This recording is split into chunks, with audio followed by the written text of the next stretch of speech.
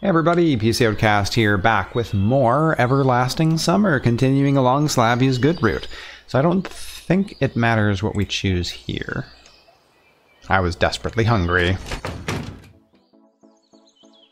And I'll refuse.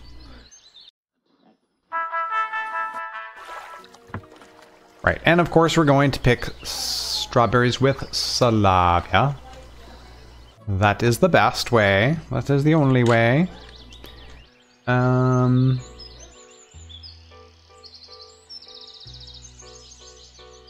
Okay, this is not... I don't think this actually matters. Whatever, back to the clubhouse, sure. And the infirmary. I don't think any of this actually matters. It's not going to affect the outcome. Snatch that out of her hand.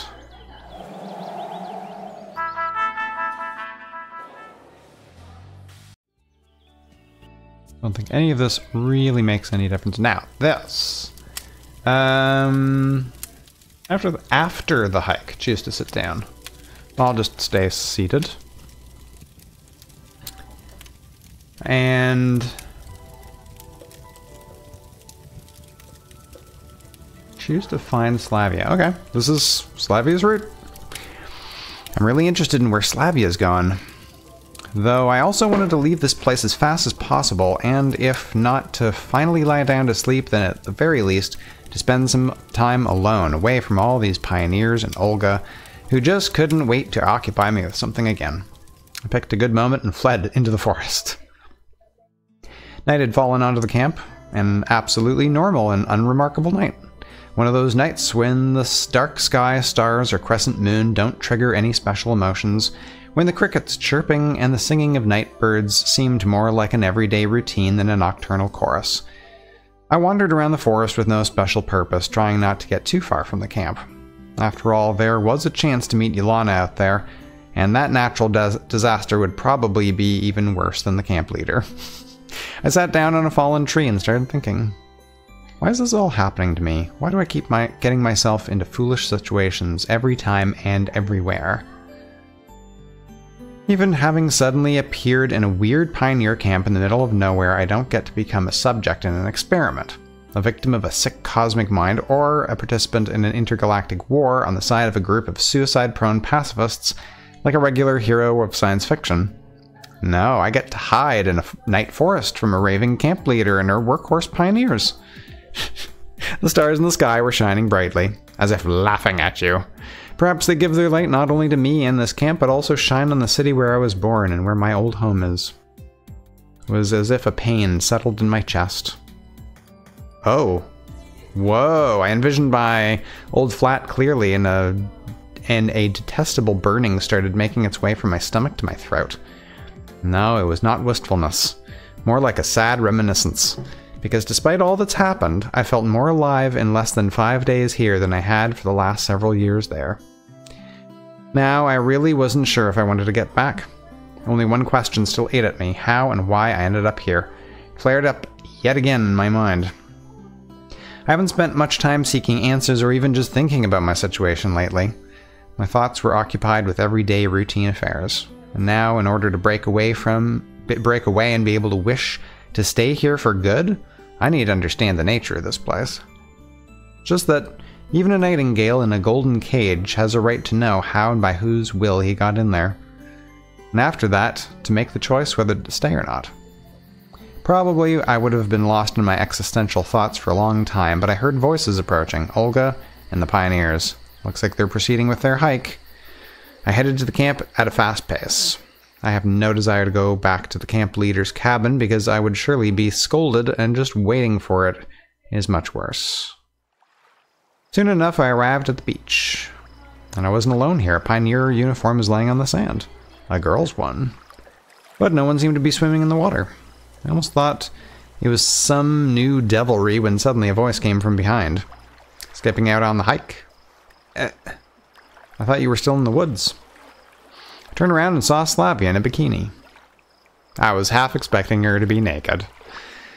Sorry, I guess I interrupted you. That's okay, I'm almost done. Why did you decide to have a swim during the night? Oh well, Is it prohibited? She smiled. Well, no. It's just... Won't Olga mind you leaving early? But you did the same. Slavia gave me a quick glance. Yeah, I did. I sat down on the sand and stared at the river. You didn't like the hike, did you? No, it's not like that. I just wanted to be alone for some time. And I've interrupted you. No, not really. That's not like you at all. What are you talking about? Well, to leave like that. Well, I'm not a robot that can only act according to a predefined program. She laughed. Yeah, that's right. I was still puzzled, and my fatigue was also becoming stronger and stronger. My mind was absolutely blank. To be precise, it was so heavy and full, so that not even a single idea would have the chance to dwell there. I would compare my brain in its prime to... I feel like we've had this conversation before. If I would compare my brain at its prime to a broad highway full of speeding thoughts, overtaking each other and causing gigantic chaotic crashes, then now it's nothing but a forgotten tiny path in a distant, desolate forest, which is only used in times of absolute necessity. Yeah, I'm sure I've read that before. It's weird that it's not letting me skip it. So I said the first thing crossed my mind. Don't you think it's all pretty strange here? Strange? Everything that happens here. It's the ideal model of a pioneer camp. Of course, it's not like I know a lot about them, but it looks exactly like I imagined it. What are you talking about? Slavia glanced at me perplexedly. Do you ever feel that you're not where you belong? I don't know. More precisely, not where you're meant to be at all? As if thousands of kilometers away from home or even in another galaxy. I don't understand you. We're similar in this. I lay down on my back and looked at the stars. And what would you think if I told you that I'm an alien from the future? Are you? Asked Slavia in dead earnest. Well, let's assume I am. How should I return to my time? Do you really want to? Yeah, all the conversations with her that have to do with my situation, even the slightest hints of it, always end up at the same place. It's like she's offering me a chance to stay. Almost insisting on it. Well, let's say that I'm not sure. There. As we could call it, everything is like home to me. Or rather, more familiar. Practically everything is known to me, and I'm prepared for any situation. And here it's the other way around. Literally every little thing comes as a surprise, and everything's different. Is it really that bad? I wouldn't call it bad. Unfamiliar. Unclear. Sometimes it can be hard to change something, especially for people with my personality. But what do you really want? To start with, I can't answer that question until I find out exactly where here is. Then go and find out. If only it was that easy. But what's so difficult about it? Everything's difficult. I don't even know where to start, and I'm constantly being distracted. You are talking about it so seriously, it's almost like it's all real. She laughed. Who knows? A pretty long silence followed. Suddenly Slavia sneezed. Bless you. Thanks. It wasn't a good idea to swim at night. You could get ill. Hurry to your cabin. It's cold out here. It's nothing. I'd rather sit here with you a bit more. Now, just let me dress. Well, I was certainly flattered, but... Let's go. I'll walk you. But we didn't even walk a dozen steps before Slavia grasped my arm. What's the matter? Oh, I suddenly felt dizzy. I touched her forehead. It was burning. I was never able to measure body temperature by touch, but in this case it was obvious. I told you. Achoo! Come on, come on. No, I could infect Xenia. Listen, we'd better go to the infirmary. And what would you do in the infirmary at night, alone? That's nonsense. No, it's not nonsense. If you don't want to help, I'll go by myself. She let go of my hand and was ready to leave. Don't get upset. Put this on, it's cold. I handed her my sweater, which I'd brought with me on the hike. Finally found some use for it. Good boy. Thanks. She pulled the sweater on and gave me such a tender and caring look that I just couldn't argue with her anymore. Okay, fine, the infirmary it is, as you say. 5 minutes later, we were standing by the infirmary door, and Slavia was picking out the right key. Still considered this idea quite foolish. Nobody ever died from the common cold. At least, not in the past century. I couldn't see any good reason to spend the night in the infirmary. But you get to be alone with Slavia. Finally, Slavia opened the door and leaned on my arm. I'm still a bit dizzy, she said guiltily. Slavia landed on the bed, and I sat on the chair nearby. Still, listen. Alone for the whole night in the infirmary? After all, at least Xenia could get you a glass of water if you needed one. She wouldn't catch the illness. She's young and strong. It's alright. I don't want to bother anyone, and the nurse will come tomorrow. I suddenly imagined myself in Slavia's place. Imagined that I had to spend the whole night here alone. And shivers ran down my spine. Listen, maybe I can stay with you for a while. I owed a lot to Slavia. And in fact, I didn't want to leave. What for? Everything will be fine. Thanks for walking me over. You should go get some sleep. I still think it's fine. For a moment I thought, of course, nothing terrible will happen to her here, but I myself would feel more relaxed if I stayed with her. I think... Oh, come on. Slavia cried out as if offended. You won't throw me out, will you? I smiled slyly. Alright, but if you get infected, you only have yourself to blame. I was happy with my little victory. Okay, then what shall we do? There should be some playing cards in the chest.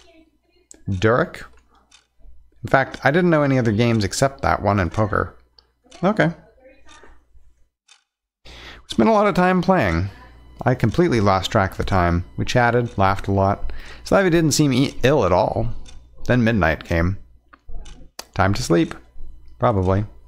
But where are you going to go? She gazed at me. Come on. You shouldn't be sitting here with me. I can do it anyway. At the moment, I could even fall asleep standing up.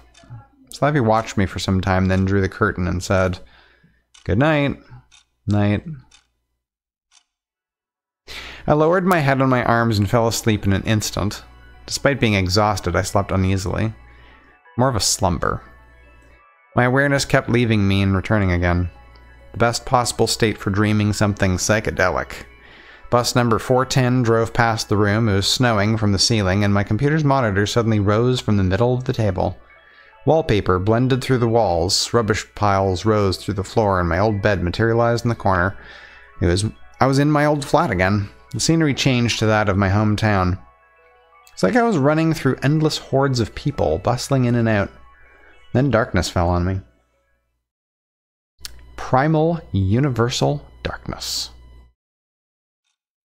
I jumped up in terror. I was sweating like a river. Slavia was looking at me worriedly from the bed. Just a bad dream. I attempted to smile. You were screaming. Screaming what? I don't know. It was incomprehensible. The clock only displayed 0:30. Literally, it's 30 minutes later? Semyon. Huh? I'm freezing. Slavia was rubbing the arms of her sweater, shivering. Hang on, I'll find a blanket. I searched through one cabinet after another, swearing to myself about how the damn infirmary had nothing to cover up the patients. I'm sorry, there's nothing here. Wait, I'll run and fetch something. You don't have to. Would you just lie here with me? I'll be much warmer. She was absolutely serious. Her voice sounded so piteous that for a second I was left breathless. Breastless. Yeah. Freudian slip, I swear. Are you sure that it is okay? So it's not? She asked, blushing. No, why? I slowly took off my shoes and lay on the very edge of the couch, trying to occupy as little space as possible, trying to shrink and stop breathing. Slavia gently embraced me and rested her head on my chest. Yeah, that's better. She purred. I was unable to say anything and just lay there, calmly. Really? Calmly? I don't think so, dude.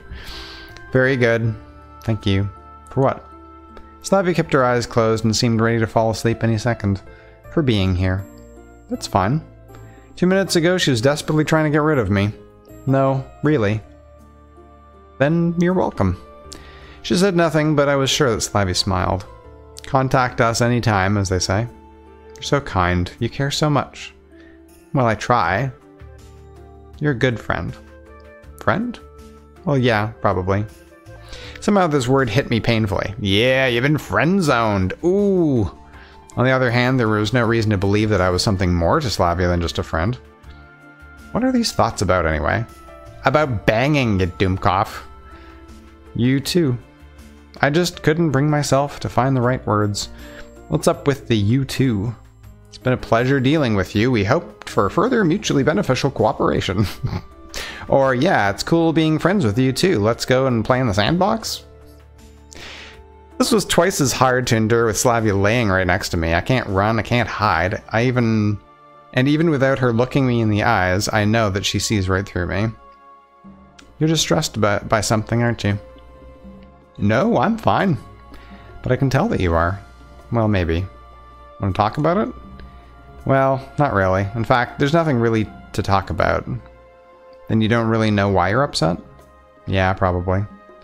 Then why get upset in the first place? Slavia laughed. I guess I shouldn't. That's great. She hugged me even harder. Not cold now? I'm fine.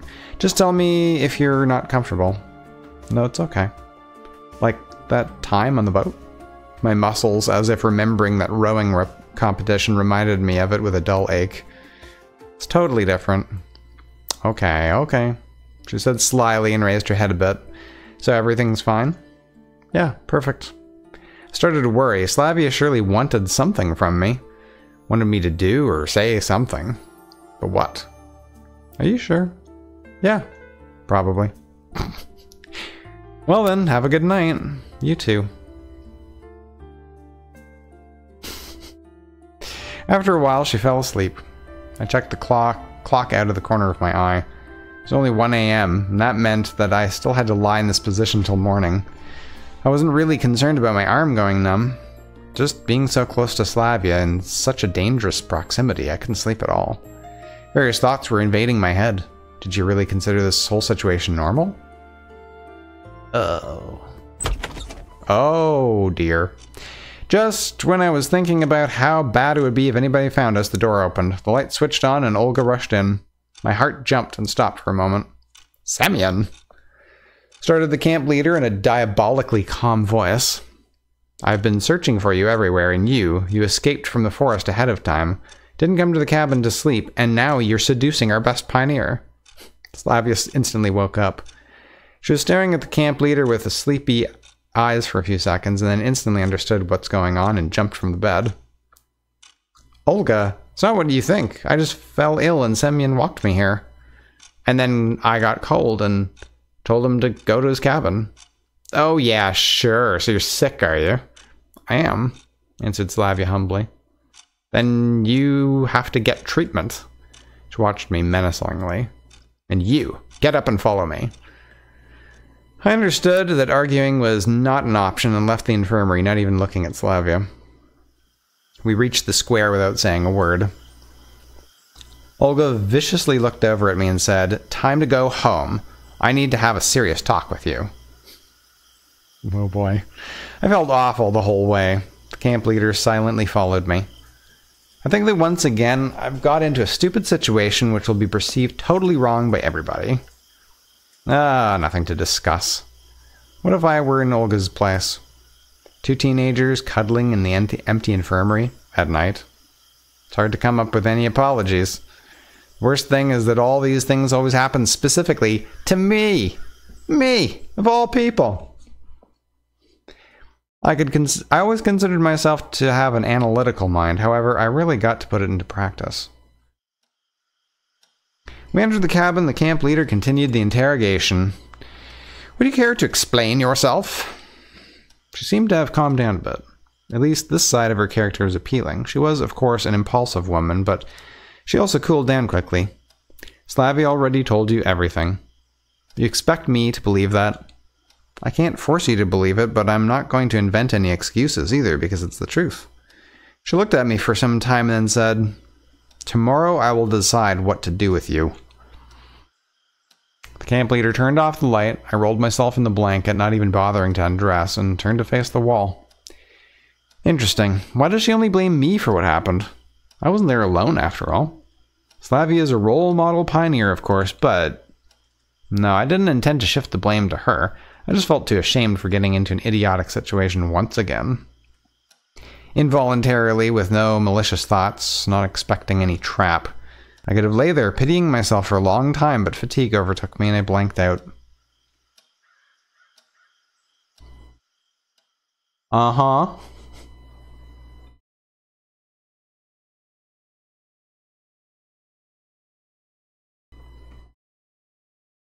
Well, it looks like we're on Slavsy's route. Fairly safe. I didn't sleep well.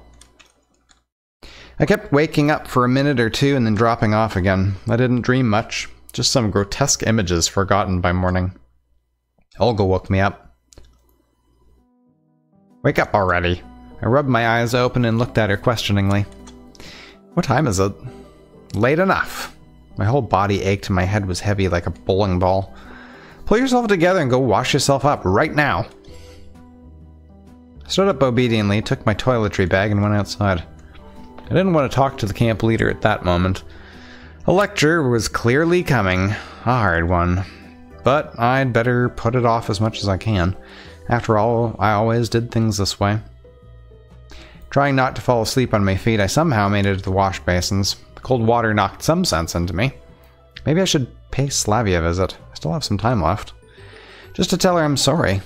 On the other hand, why should I justify myself? It was her idea. And what did I do wrong? Besides, once again, getting myself into a silly situation where all the odds are against me. I took a deep breath and went back to Olga's cabin with the firm intention of proving myself innocent, or at least showing that I will stand my ground. But the room was empty. I sat on the bed and dropped my face into my hands. I need to come up with an excuse, now. A nice and believable excuse. She won't believe the truth. Well, that's not surprising. If I was her, I wouldn't believe it either. Nothing worthwhile was coming to me. I was just sitting there, gazing at the sunrise. The door swung silently open and the camp leader came into the room. Olga, I'd like to explain to you that... No need. I looked at her, surprised. I understand everything. So you do understand it wasn't what it looked like? Why, it looked exactly like what it was. I don't want to condemn you, either you or Slavia. I understand everything. Puberty, hormones, all that kind of stuff. I sighed tiredly and laid my head down on my hands. What do I need to say to make you believe me? Nothing. As I said it already, I understand everything. You don't understand a thing, I muttered under my breath. Okay. Head over to lineup. I stood up and dragged myself lazily along with her. But could I at least pay her a visit? Of course not. Camp leader looked at me with such surprise, as if my question was something completely inappropriate. I've already warned the nurse not to let you in. Well, am I allowed to know how she is, at least? Well, looks like Slavia's actually sick. I didn't manage to ask how serious it was as we reached the square already. Go take your place. I took a place next to Electronique. So what happened yesterday? He whispered to me.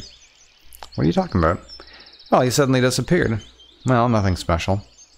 Tell everything to the entire camp was the last thing I wanted. After all, if even the camp leader got us wrong, then what would the others think? Though I've already started to think that it's not entirely wrong. The entire lineup consisted of a roll call and announcement that the shower room was closed today for repair. Finally, the pioneers ran for breakfast, chatting happily. I miserably followed them.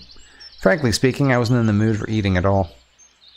After hanging around near the canteen doors for a while, I turned around and headed away. I don't know how it turned out this way, but eventually the infirmary appeared from nowhere in front of me. Looks like my autopilot just kicked in. Stared at the door, at a total loss. They won't let me in anyway.